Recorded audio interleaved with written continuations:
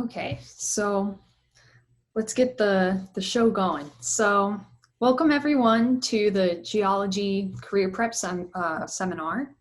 And this is the third of our series for the fall semester. This is an effort between the Geology Advisory Board, which Leslie Katz is a part of, as well as several other members of our team and the Undergraduate Geology Club, SES Club. So today we'll be getting our presentation on hydrogeology from Leslie Katz, who, as before, is a member of the Geology Advisory Board here at the U of A. And we look forward to a wonderful presentation. So thank you. Thanks for the introduction. Great. Well, it's fun to be part of this series. And also to have been part of working on it and developing it with the folks here on the phone, in fact. So I hope to add to the conversation some in the area of my expertise. I know there's been some really wonderful presenters and talks, and I'm not sure how you typically have this go. It sounds like maybe you generally hold questions to the end. Is that how you'd like to handle it, Kayla? Yes, please. Okay. Yes, hold your questions to the end. Sure. Okay.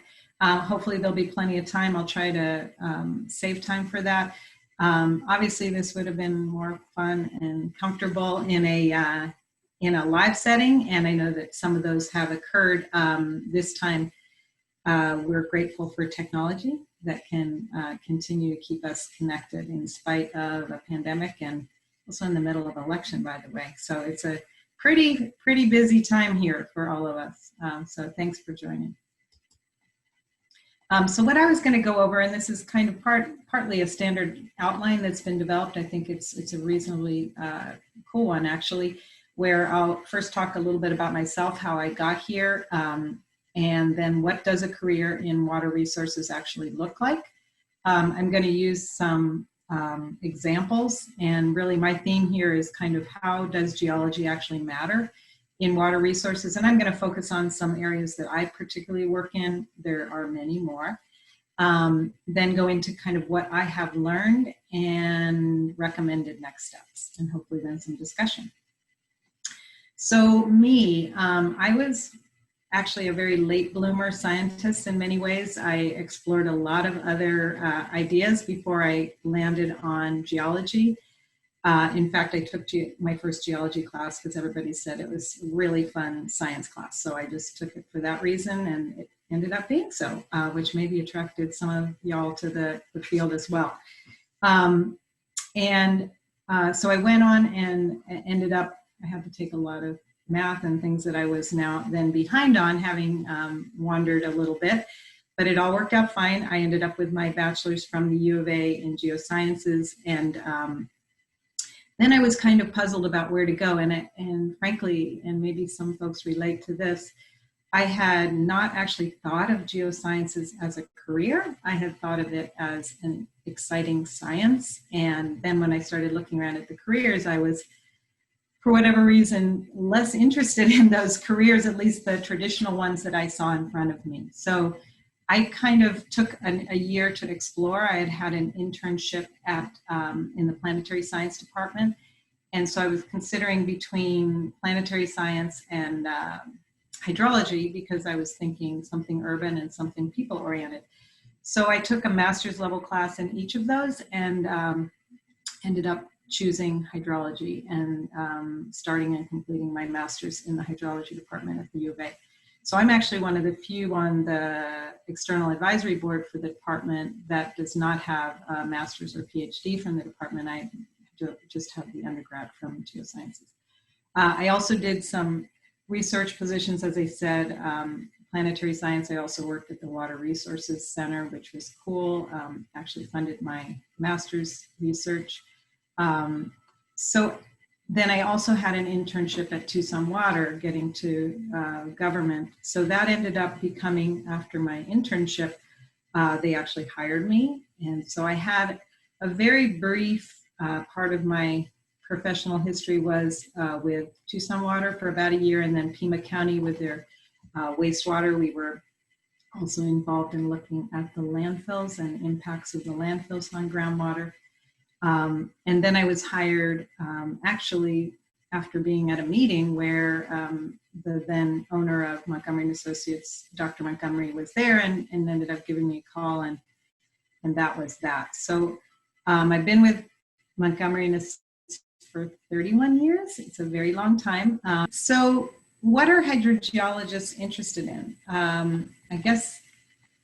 I think they're interested in a lot of things, really, which is cool. I think it's a pretty diverse group of people. I know geologists are also a diverse group of people.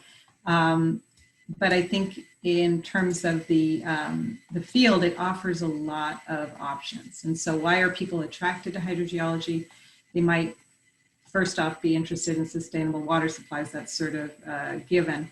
But, you know, all of these new things are coming in and are really part and parcel of what we do. And climate change, of course, is relevant and involved in almost every aspect of what we do.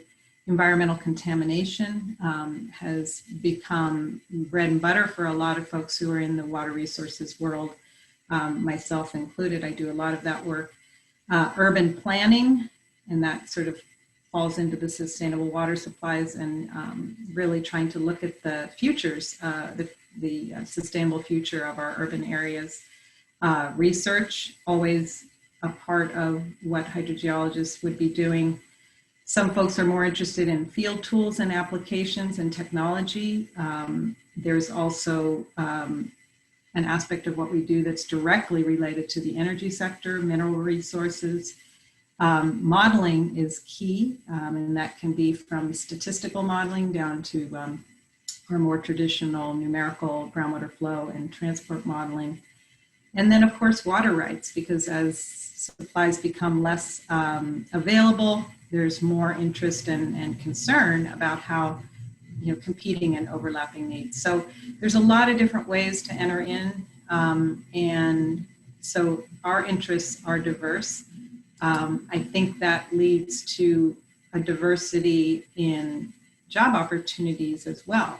I think I've kind of divided them up into public sector, NGOs, and private sector. And you can see there's a pretty good list under each one of them. In the public, and I'm sure there are lots more in the public sector, obviously utilities, but government on all levels. Then, of course, universities and research institutions. On the NGO side, also, there's a research aspect, working for nonprofits, you know, overseeing programs, how they're implemented. And then my experience is more on the private sector side, and I see hydrogeologists both across the table from me in terms of our clients, either industry or mines or energy sector clients or water companies. They often have a hydrogeologist working for them. We might be hired as outside consultants to help support that work. Clearly, research more on the private sector occurs too. And then finally, consulting, which is what I'm up to and what I've been pursuing for most of my career. So why consulting? I'm not going to say that it's for everyone. I don't think it is. It is, however, a really exciting and interesting path in my experience. So hopefully you'll feel that way at the end of this conversation. It's pretty fast paced. It can be very intense. And if you're the kind of person who likes that, who likes to have sort of, you wake up in the morning and are feeling excited about what is out ahead of you, I think it's attractive. It's very multidisciplinary. We really solve bigger problems that take a team, and that kind of links up with this comment on teamwork. Not only are we working in teams internally, but we will be pulling in scientists and engineers and attorneys and disciplines from, you know, from various different angles to really problem solve. It's kind of unpredictable. you don't know sometimes when you wake up in the morning what your emails are going to show, and that will often dictate your path. And I personally like that, like having a variety of work. But if you are the kind of person who likes a more, predictable, I guess, rhythm to your life, that might not be for you. But the other side of that is it's very creative. And I think it lends itself to people who have different kinds of ideas, different kinds of input into a process, which is fun to me. It's generally pretty applied. It's solution oriented. It's looking at science from the angle of an issue that really needs to get attention, and that people are paying you to try to look at and hopefully come up with some solutions. I find that, again, pretty compelling. Might not be for everybody. I talked a little bit about the teamwork, but to me, that is what makes my job more interesting, and that is really the people. We get to work with a lot of different kinds of people, and really that excites me on a day-to-day basis. And then in the end, it is a business. We are in this, we can't survive if we're not making money. So we always have to think about tailoring the solution to the particular client, to, in some cases, their budget. And so our approach might be different for a small scale client who has, less money coming in, and it might be different for something that is, multi-basin, multi-entity sort of a process with lots of stakeholders. So it is a business, and we have to look at each project and client that comes in the door and see how we can make it work. Okay, so I work, as you said, for Montgomery Associates, and this is just a snippet really from our webpage, but I'm not here to market Montgomery Associates, but really pointing out that there is a diversity of work, diversity of services, that group, and we are really a niche groundwater group, and we are rooted solidly in the geology because we are on, our work is in the subsurface. We are not surface water hydrologists. And out west, that's really a lot of what's pretty relevant, in fact. So we do a diversity of work. A lot of our work is for mining clients. I don't tend to do that work, but geology comes into play in a very critical way on our mining projects, or mining support projects, both on the supply side and on the dewatering side. I work more sort of in this vein right here, and those are the three areas that I'm going to focus on today: water supply and recharge, environmental hydrogeology, and then talking a little bit about water rights and how geology comes in there. But we also do a lot of modeling. You'll see some modeling output. Data management is a big part of what we do. And then, of course, water resources planning, and that's really an integration, in my view, of a lot of the services we provide. So my contention is geology matters, and I hope to convince you of that by the end, looking at some case studies. But the traditional water cycle, and this is a hydrologic cycle that we have maybe seen since we've been in middle or high school, often doesn't have much of a subsurface component.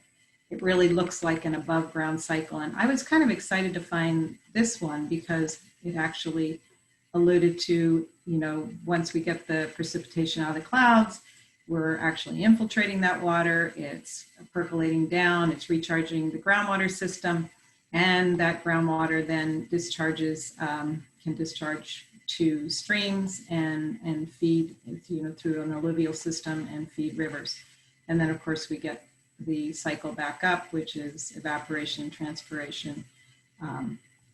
So this one actually alluded a little bit to the subsurface, but oftentimes that is ignored. And I think that when the problems get more intense, and particularly as water is more scarce and in the West, that subsurface component of this hydrologic cycle really does become very critical. I hope to show you that through a few case studies. So I'm going to start with water supply and recharge. So why does geology matter for water supply studies? I've got a couple illustrations here. The top is actually a depth to bedrock map that was generated using surface gravity survey.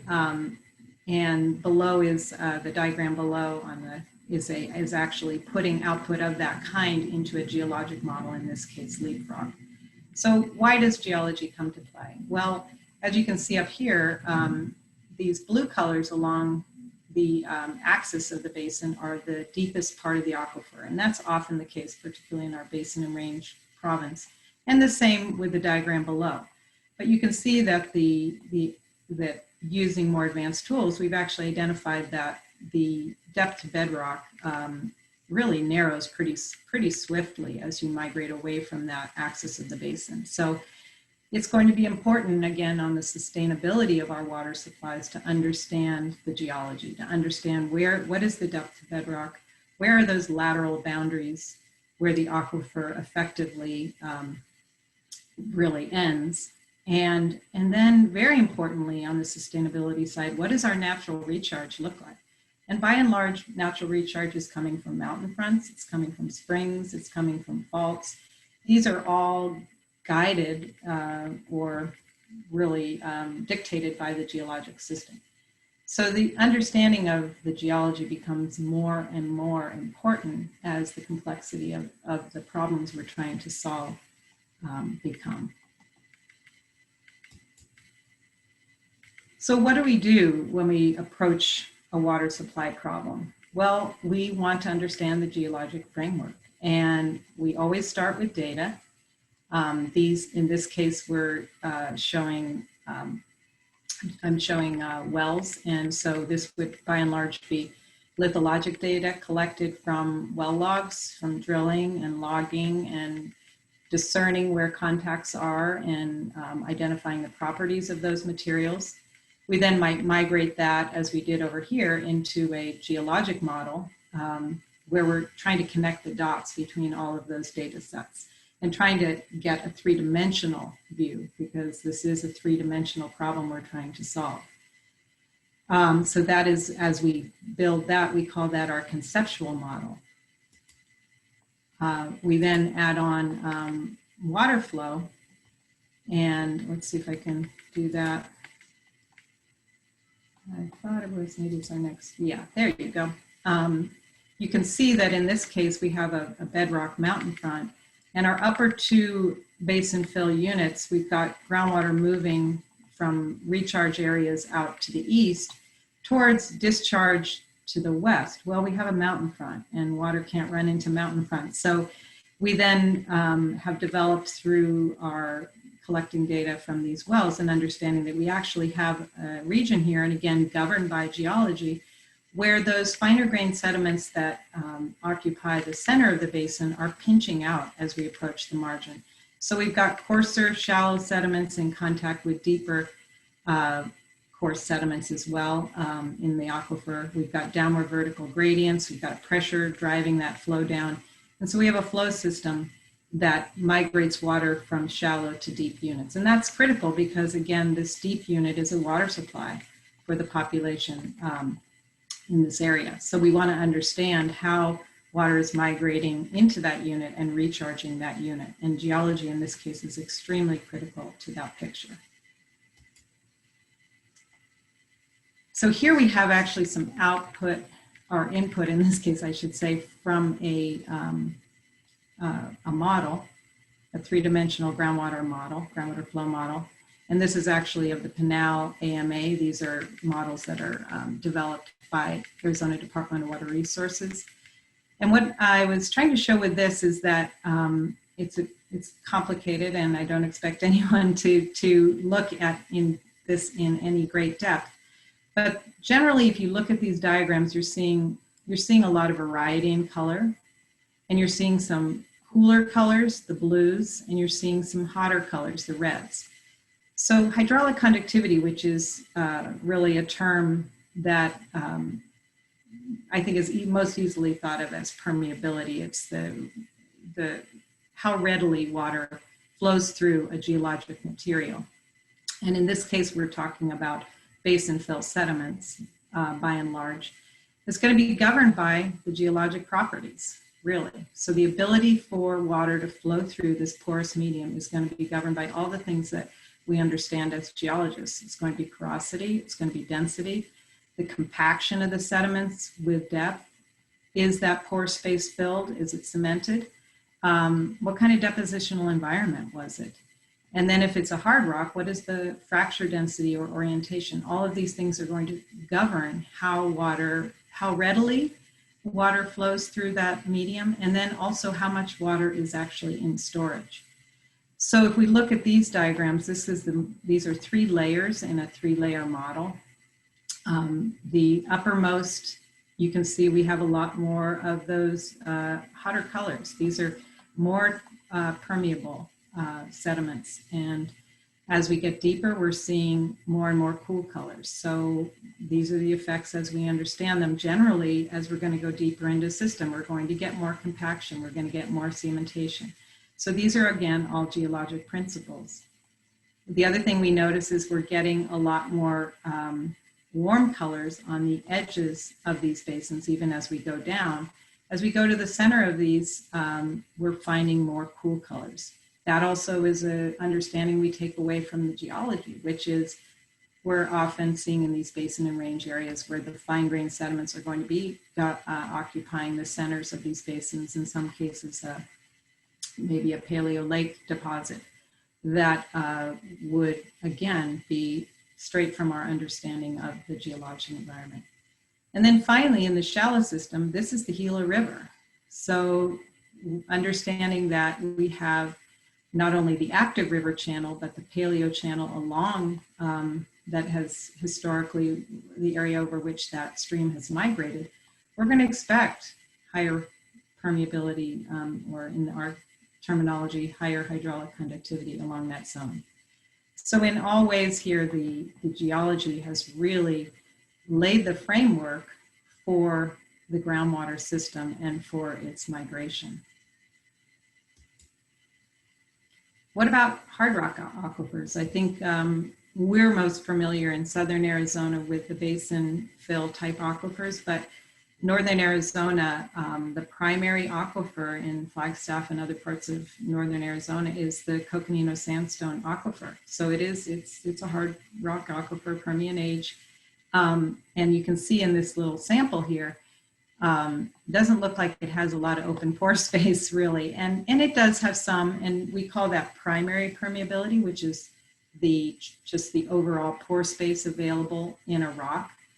And the fractures, as you see in this outcrop, we call that secondary permeability. And in the case of an aquifer like the Coconino, the secondary permeability, which again is governed by an understanding of fractures, fracture density, fracture orientation, is king. I mean, it's really governing not only how much groundwater is in storage in that unit, but also how much connectivity there might be between those fractures and, say, a well. It doesn't help if you have a well that's completed in an area that could have fractures, but it doesn't actually intersect any of those fractures. So really understanding the fracture pattern is absolutely critical. I included this log because I find it extremely fascinating. This is a televiewer log that we actually took in a well in northern Arizona on the Coconino Plateau. And I think it's kind of fascinating if you can see the scale. This is a foot here. And this is actually an optical log. So this is an actual image of the borehole. And it's sort of splayed out, if I could say. So an oriented fracture takes sort of a sine wave kind of a pattern in this log. But overall, to me, it's just fascinating to see the amount of open space, even at a depth of, and these are depth numbers here, depth 150 to 200 feet. You would think that the overburden would have collapsed those fractures, but in fact, we have significant open space And of course, getting this data told us, hey, this might be a good place to put a well, which we did, and we're very successful with it. So also geology helps us avoid unintended consequences. So people understand and probably have learned about subsidence, and it's typically due to compaction of the alluvium from lowering of the water table.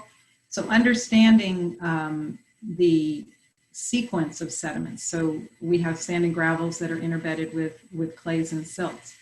And we're going to see that as the water table declines, we're going to have an uneven pattern of collapse of those sediments. And in fact, the clays, which might be oriented, can then collapse. And even the sand grains can then collapse. And that is not a recoverable pore space that then can be refilled with water. So understanding the geology can help us to avoid these unintended consequences from overpumping areas. Similarly, earth fissures, which are more caused, and maybe you've learned about them from differential settling, and they typically happen along basin margins where you might have a sort of a stair-step pattern to your bedrock, and you'll have differential settling. And so again, just understanding the geology can help us avoid unintended consequences. And then finally, I'll just finish with recharge. Recharge is absolutely a critical aspect of water in Arizona, and more in California and other areas where we're storing water underground for future use, whether it be CAP water or a lot of projects in Arizona involve treated effluent.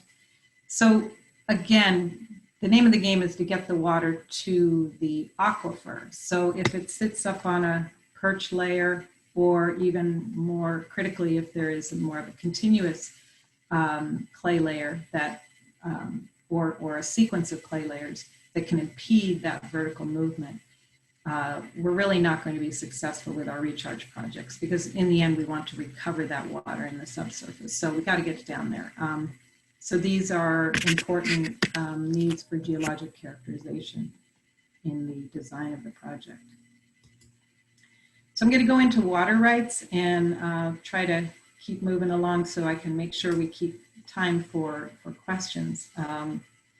So water law is complicated, and it's often kind of divorced from science, and Arizona is the same. There's a little bit of a disconnect in some areas between the science and the law, but most states, and certainly in Western states, there's a general acknowledgement that pumping of groundwater does have an impact on surface water. So they cannot be completely separated as you adjudicate surface water rights. Arizona has kind of taken it a step further and actually defines what is considered to be legally surface water based on geologic principles. And so in Arizona, there's actually a class of subsurface water that is legally treated as surface water, not as groundwater, even though it is in the subsurface. And that is called subflow. So in this diagram, it sort of illustrates that not all groundwater pumping is equal. We have a well far from a stream that's pumping from an aquifer that's separated from the shallow aquifer that feeds the stream system by a confining unit. So obviously, this is one class of wells. There are wells that are outside the stream, but are obviously potentially intercepting water that might head to a stream. And then you've got wells that are really right in the stream channel. So not all wells are created equal, and I'll go into, or not all pumping is created equal. I'll go into how that has sort of played out in Arizona. And it's a long, ongoing process and is not done yet. So this is, I'll be just chatting about some of the things that have been sort of defined in Arizona. So first question is, which of the wells that are inside of a river channel are pumping surface water, or in the terminology of the courts, subflow? So we have two wells that are completed in what we are calling the floodplain Holocene alluvium. And you can see that they're different. And the law has actually identified them as different. So in a typical basin in Arizona, for example, a stream comes through, it cuts through older sediments and it deposits younger deposits, and in this case, floodplain Holocene alluvium. The courts have recognized that this floodplain Holocene alluvium is in very good hydraulic communication with underlying sediments. And so this is an area where they would expect that the impacts might be more direct and appreciable, which is actually the language of the laws, a direct and appreciable impact. So the way the courts have sorted it out is to basically say, within this floodplain Holocene alluvium zone, all wells that are completed in that zone are presumed, first presumption, to be pumping subflow, surface water. So you need a surface water right for pumping that well. A well that is deeper, although it's in that zone, if you can demonstrate the presence of a confining unit, and in some of these basins we have, again, these paleolacustrine units that really do provide good confinement, good separation. If you can demonstrate that, then you are, to that extent, not liable for that water to be legally considered surface water. So again, we've defined this literally based on the geology and based on, in fact, an age date of that alluvium. Nobody can actually, age date these sediments and say, aha, now I'm in Holocene. But so a lot of geologic evaluation has gone into, as you might imagine, this process. The next class of wells are those that are outside, and this is still sort of in discussion now, but there's a general recognition that as a well pumps and it draws down the aquifer, at some point, the cone, what we call the cone of depression from that well, can reach and affect water in that subflow zone. And so the degree to which it does, those wells would also be brought into the adjudication. So again, it's a pretty intricate sort of a geologic evaluation that has been going on and will continue to go on to evaluate on a well-by-well basis what portion of the water pumped from a well is legally surface water. So why do we care? We care because both groundwater and surface water are critical, maybe in different ways. Groundwater is very critical as a resource in Arizona. 42% overall in the state of our water comes from groundwater. And then, this 36% from Colorado River water and the 18 from in-state rivers. You can say both of those are surface water sources, but the Colorado River is from out of state, so it is imported water. So of the two sources that are in-state, clearly groundwater is much more critical. But we've just shown that groundwater affects surface water. So we don't want to have to make a choice that puts us in the camp of not having any surface water. And this is a picture along the San Pedro, one of the perennial reaches. And surface water is not only critical to habitat, but it is also a recharge mechanism to our aquifers. So, we really want to try to balance these and think about using them conjunctively. So finally, I'll end with some environmental investigations and how geology comes into play. And this is a big area of work for me personally. I work on a couple of different Superfund sites, and I find it pretty fun work. Let me just grab a drink. So why does geology matter for an environmental investigation?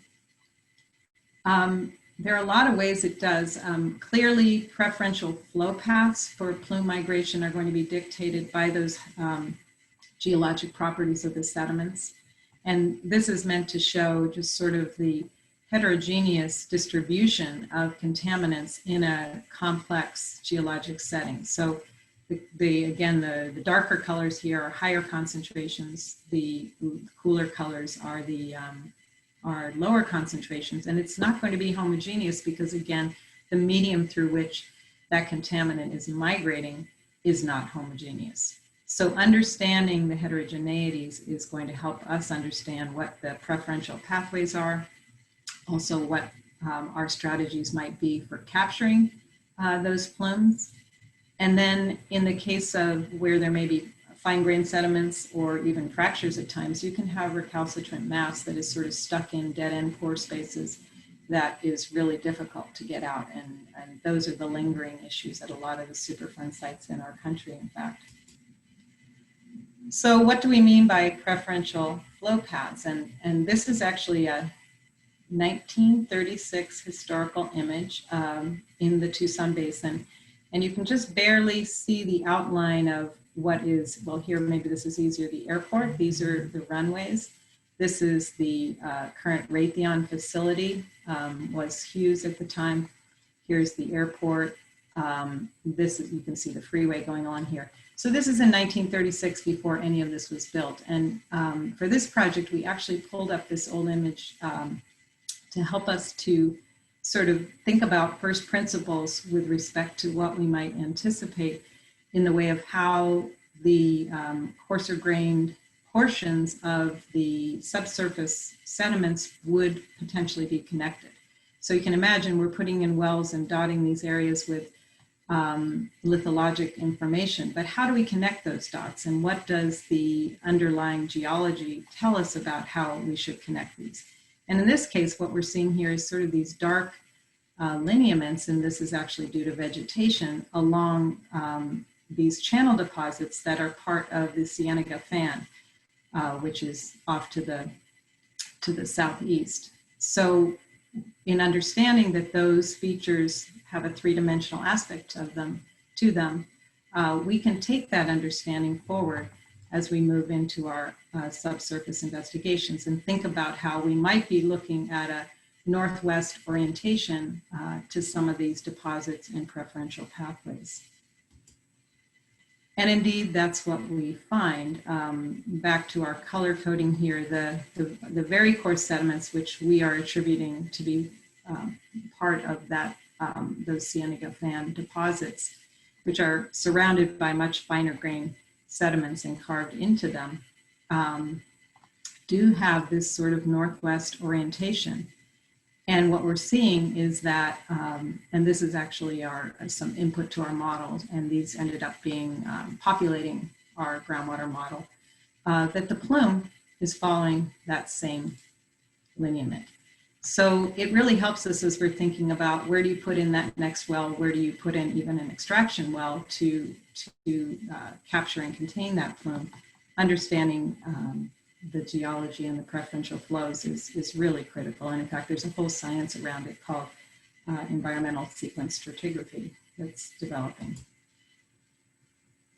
And understanding that sequence, this is now looking at how we are remediating that plume. And the red dots are extraction wells, and the green on the periphery are injection. So from a hydraulic standpoint, the strategy here has been to extract along the center line of the plume, which is again that preferential pathway, and then inject and mound water on the periphery to really force that water more directly toward the extraction wells. So understanding the geology really helped to design and implement and in many cases optimize the remediation. So I'm about ready here to wrap up, and I thought I would just think a little bit about and maybe toss out for discussion some of the things that I've learned.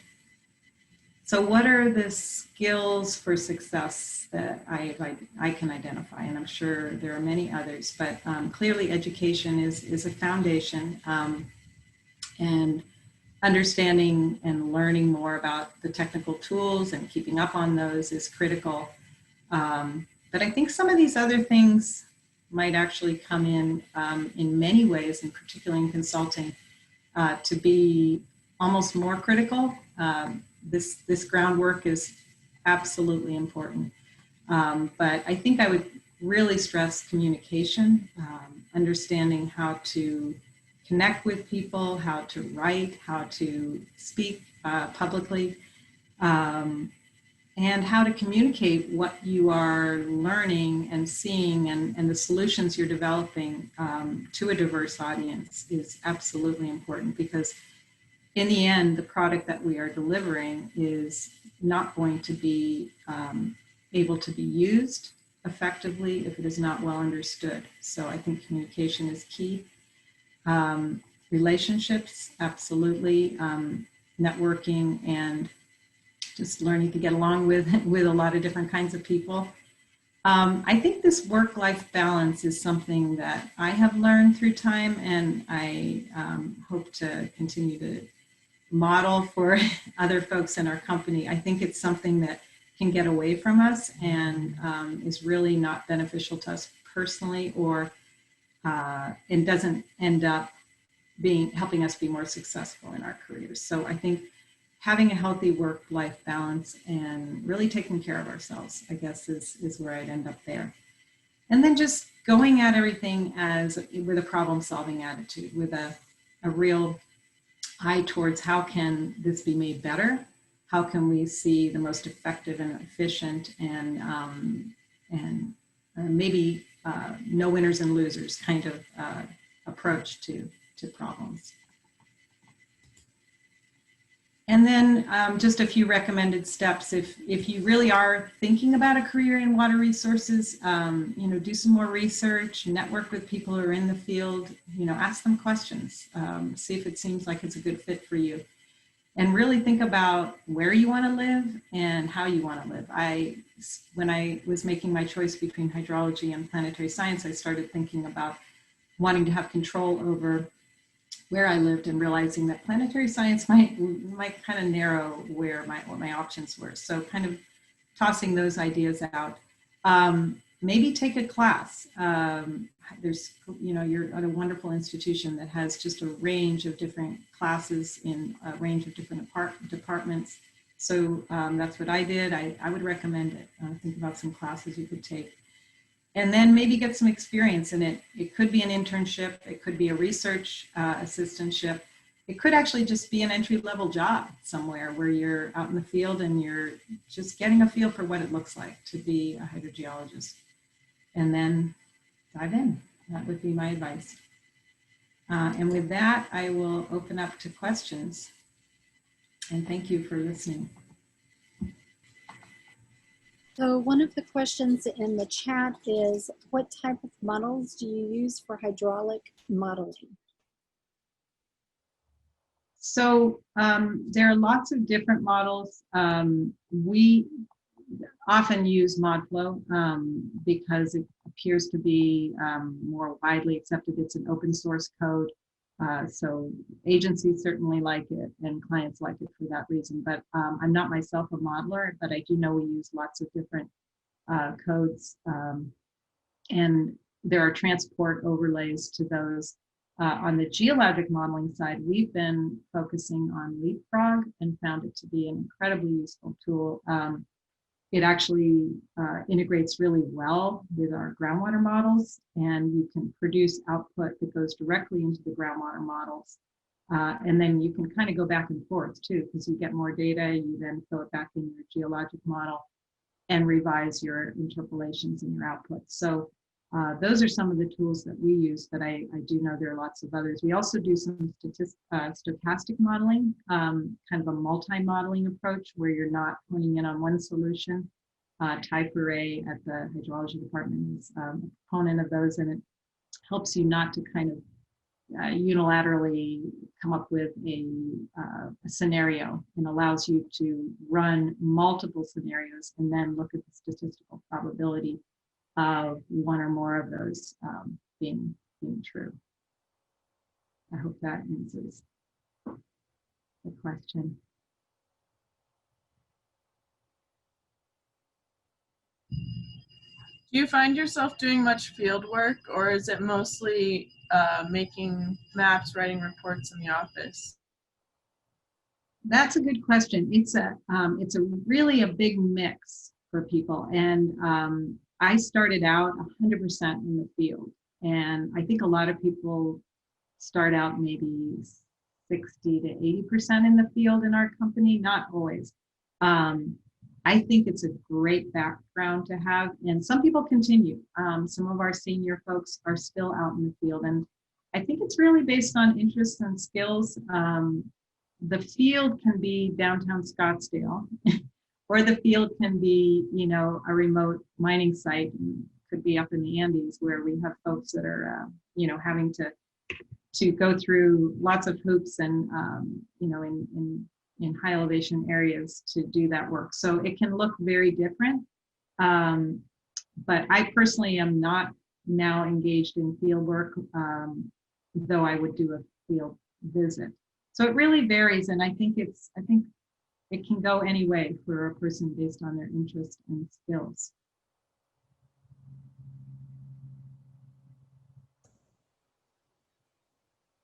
I hope that answers it. I do think fieldwork is a great basis for anything that you're going to do, because I do think it grounds you back in that science and what's possible versus what's hypothetically, you know, a scenario to be considered. Yeah, thank you. Mm-hmm. So I have a question. Thanks, Leslie, for all your input today and all your expertise. So I have a bachelor's in environmental science, and I'm currently in the second year of my master's in geoscience. Most of my research and coursework has been in climate change. So I'm wondering if I would even be qualified to work as a hydrogeologist, or maybe something more on the environmental end, given that I don't really have formal hydrology training. Yeah, so we actually have quite a number. So a typical scenario and this is, I can only speak for Montgomery Associates, but I, you know, see a lot of people in meetings and representatives from other places. A lot of what we see is, we do have a lot of folks with masters, but we also have people just with undergrads, and just is really an inaccurate terminology, because I really think it's the combination of your education and then what you do with it. So we have, we see and hire a broad spectrum of combinations of undergrads and masters in geology and hydrology and in environmental science. So we may have a master's in geology. We may have geology, hydrology. We could have both hydrology, and we have undergrads of both. So I think any combination of those things, I have to say, and maybe I'm a little biased on the geology side, I think geology is harder to pick up on the job than hydrology. And I apologize for for those who have, you know, strong hydrology backgrounds. I think it's absolutely relevant to what we do. But the intricacies of the geology are a little tricky to pick up as you go, and especially as the problems become more complex. So I would encourage you to consider it, and that climate change aspect you talked about is absolutely becoming more relevant. And California, for example, with a lot of the new regulations that have gone in, they are really looking very broadly at their water resources and needing to have that more multidisciplinary approach. That's great. Thanks, Leslie. And if I may just add another quick question here. Since I'm in my second year of my master's, you know, I'm thinking about entering the workforce soon. So I'm wondering if an internship is necessary to kind of get your foot in the door, specifically for government or private sector jobs, and kind of adding to that, what else would you look for an entry-level applicant? I don't think an internship is essential. I really don't. I think they're hard to get, so I would hate to think that's the only way to get there. I really would. I think it's a cool thing if you can find one. But I know for us, we don't hire interns that often because we really, well, first of all, we're you know, billing clients for what we do. So we want to bring in people that we are confident are part of our team, and we're going to train them. So we would be much more likely to hire someone, an entry-level hire, when we might be in need, with the hope that we could continue to sustain work for them, but with the understanding that maybe not, you know. So I would encourage you to jump in, and if you can't find an internship, look for entry-level jobs. And I know that's hard when you're still in school. So maybe your options now are to, you know, look at some research opportunities or just taking some coursework. But I do know that, you know, it's great to have an internship, but you've probably discovered they're not easy to find. Yeah, especially during COVID, I haven't really seen a lot of emails coming through our department for internships, which maybe last year during my first year, I was seeing a lot more of those. So that's encouraging. Thank you. Yeah, it is. Everything's harder now. Everything's harder. We've actually had people who have started during COVID, and I frankly met one of them, and he's a geologist as well, and he's doing groundwater modeling for us. And he, which again, he pretty much learned on the job. We had never met, and we had our annual reviews, and a group of us actually met in my backyard, socially distanced, to do our annual reviews. And it was great to meet him, but it's a hard thing for folks to do, but I think everybody's doing their best in making it work. And I know we are doing that. We're trying really hard to integrate people across these odd platforms we're working on.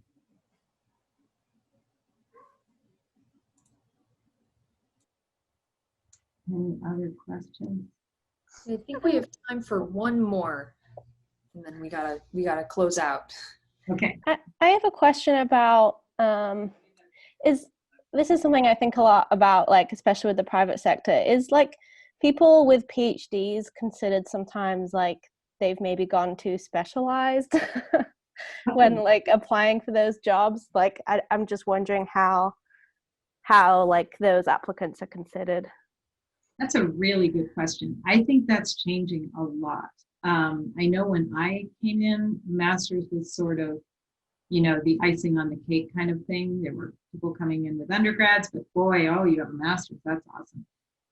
Then I have noticed that changing. And I think if you're steering yourself towards a group of folks who take on more problems that have a little more of a deep dive, have an academic bent to them, then you would probably be more successful. I know we have several PhDs on staff. We have people who came in with their masters and finished their PhDs while they've been with us. And we don't count it against them in any way. And in fact, I think it can be a selling point.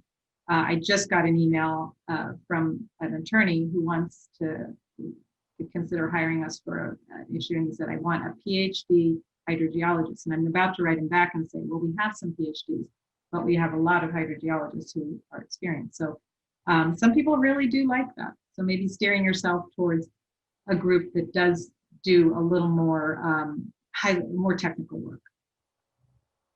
Okay, that's good to know. Thank you. Sure. Awesome. And with that, we'll close it out. Thank you so much, Leslie, for coming in and giving this talk. It's been wonderful. And as Lydia just posted in the chat, there's an AWG seminar today at noon, which is in like an hour. So please feel free to go to that as well. And yeah, Thanks it has been wonderful. Good luck to everybody. And feel free to contact me if you have any questions, or you can follow up. My contact information is on the screen, and I'm happy to talk to you.